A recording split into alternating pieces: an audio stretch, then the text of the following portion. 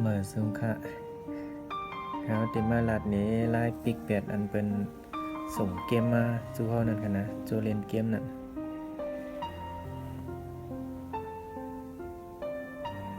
อันตั้งสุดเขาที่ไหนค่ะ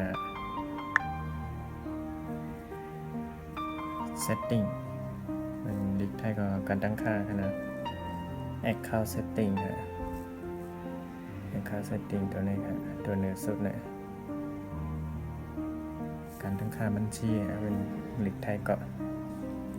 แล้วก็มาดี notification ตัวนี้ค่ะตัวการแจ้งเตือนนี่ค่ะนะตัวนี้ปึ๊บแล้วก็มาดีอันใดนี่ค่ะนะ notification from app เนี่ยตัวนี้ค่ะนี่ปึ๊บการแจ้งเตือนแอป application นี่ค่ะในขณะมันมีในขณะนั้นมันมีไว้หลายอันค่ะนะอันแรกเขาหน้าโลโก้เขาเอาไม้ถูกในออกแบตครับ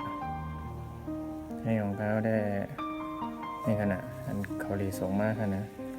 ซิงเพย์โป๊กเกอร์ตัวนี้ครับเป็นเกมตัวนี้ครับเขาเอาออกไปแล้วจะมันจะมีไว้ที่ไหน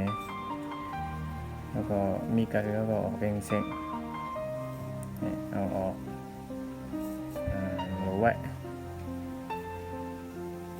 โอ้นอกเลยเกมอันไหนก็ออกอะไรครับนะก็มาเกมอันไหนก็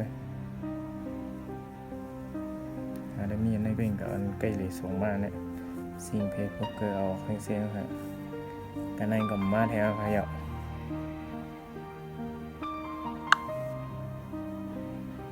จำด้วยกันเนาะมาสำคัญ